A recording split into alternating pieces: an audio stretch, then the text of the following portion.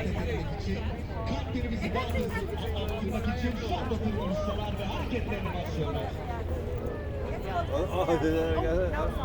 Başta Gazi Mustafa Kemal Atatürk olmak üzere tüm kahramanlarımızı saygı ve sevgiyle anıyor ve çiziyoruz gökyüzüne. Şehitlerimiz için, hepiniz için, Kıbrıs için,